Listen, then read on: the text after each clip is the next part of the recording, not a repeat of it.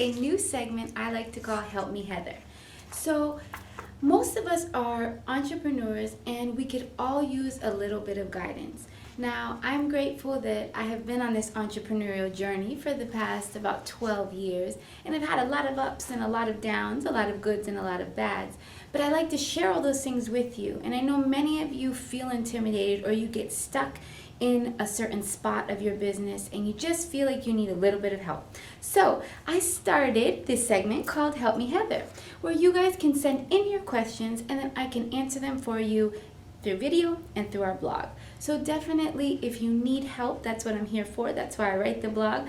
That's why I created it just for you. So all you have to do is just email me at heather@sillyfarm.com or send me a message to the blog with the hashtag Help Me Heather, so that I can address you and your questions, and hopefully not just help you. I'm sure other people, if these questions are coming up in your business, they probably are in others as well. So this week I have two Help Me Heathers to help you just keep on growing and stay steadfast in your business. So let's get started. Okay, the first Help Me Heather comes from a friend out in Jersey, and she says, here is where I need my advice. I have started to market to new clients. I've printed a lot of flyers, and I've been going around to different schools and businesses and offering my services. I also know there are so many places that I want to hit. I just have to come up with ideas how to reach them. It's not really possible to go to every single one of them. So any feedback would be helpful. Is cold calling the way to go, and then follow up with an email? Any suggestions would be helpful. Okay, so my good friend in Jersey, whenever you're trying to reach new clients, you're trying to market directly to them, it's always great to meet them in person naturally. Most businesses don't like when people just show up. The reason is it could just be the very worst time possible, and you could be the unfortunate person who showed up at the worst time possible.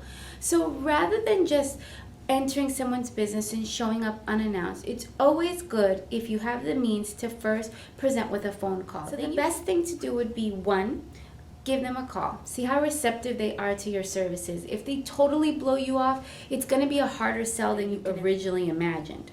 Two, follow up with an email. And then the third step, and most people don't like to take it this far, is I say reach out to them one more time. In business school, they teach you it takes 7 times in order to get a client. So most of us are not willing to spend the time reaching out to someone 7 times because you fear that you're going to be annoying or that you might turn them off. But in reality, it takes about 7 times of being exposed to your business, to your content, to your services for them to get hooked.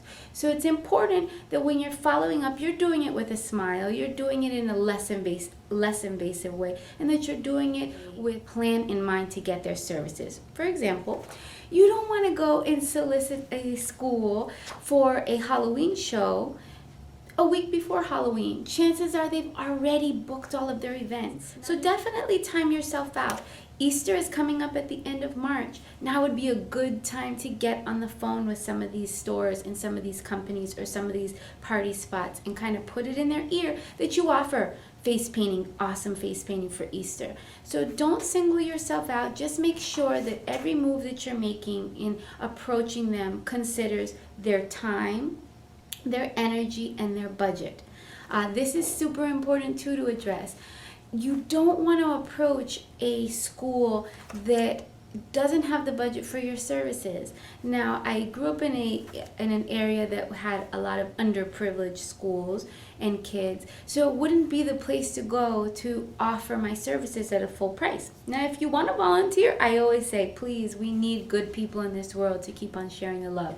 But if you're soliciting for the purpose of getting more business, then you want to make sure that the people you're soliciting are definitely within the means to use your services and be able to afford them. So again, to recap, just give them a call, see how interested they are.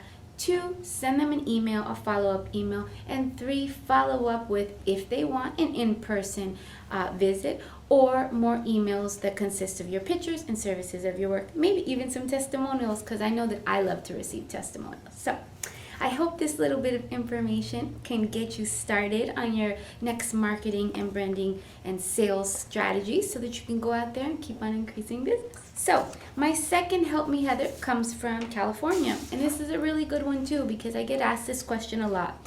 And as a business owner, I have experience using these services. So, you probably want to stay tuned for this part. So, the next question says, I've been getting a lot of calls from places like Google and Yelp asking me if I would like to advertise with them. I take the time to listen to them and listen to the packages they offer. I'm hesitant to spend $200 to $400 a month on advertising in case it won't work. Not to mention, you have to make sure that you're covering your other business expenses. So, do you have any experience with online marketing? Have you purchased ads? And what are your thoughts? So, here are my thoughts. Google AdWords is a great service for much larger industries. Now I can go into the whole Google, Yelp, search engine optimization, but honestly I think that it would be above and beyond most of our, as small entrepreneurs, marketing budget. So I always tell people your best online tool is to come up as a natural result. And the way that you do that, or there's several ways to become up as a natural result, but one of the most effective ways is to be able to get your customers to give you a testimonial themselves on Yelp. That is one of the most effective sales tools as possible. It's also a great search engine optimization tool. So you can offer your clients ways after you finish events. You can send them an email with a link that says, if you enjoyed my services, the best tip that you can give me is to give me a review on Yelp. So that way, the more customers that review you, your services start populating faster when people start searching face painter in Temecula or face painter in Miami Beach. That is the first thing that comes up because those are real, authentic, generated results. Don't underestimate the power of a testimonial. Every Monday, I've wrote this in a blog before, so definitely reference my older blogs, about the power of a thank you note. When a parent receives an email or your agent receives an email with good pictures in it from the weekend's event, maybe pictures and moments that they will have missed, and then you send them an email to remind them what a great job it was, they're usually still on that high and excited level from the event. So you want to make sure that when you're sending it them, you also include the link so that they can review you. That way you can use those testimonials not just on Yelp, but use it on your own website. I know for one, instead of just searching on Orbitz or Travelocity, I go to TripAdvisor and I read and research the actual hotels. I like to see images from the hotels. I like to see what people genuinely have to say. Because when it comes to online reviews, people who take the time to fill it out are two things: either super pissed or super happy. So hopefully all of your customers will fall in the super happy category, and then you too can use that as an option for you to keep on pushing your name.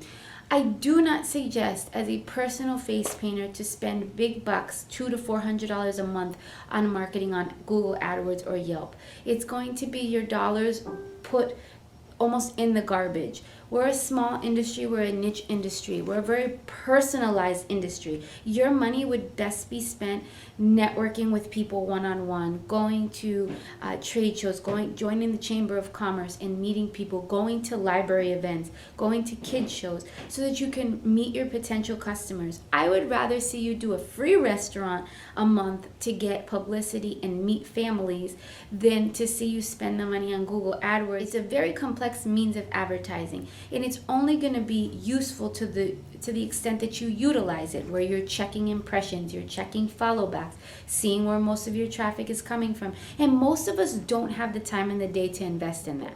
But when you're competing with the gig salads and the agencies that list you like Thumbtack, it's hard to compete with them. You don't want to spend the unnecessary money. So my advice for you is to just kind of take it back to grassroots marketing. Use your marketing money more effectively. Most of us don't have a budget for marketing, so you don't want to misuse any potential profits that you could be making face painting. So remember, get testimonials, Make sure that you carry cards with you at all times so that you can pass them out when you meet people.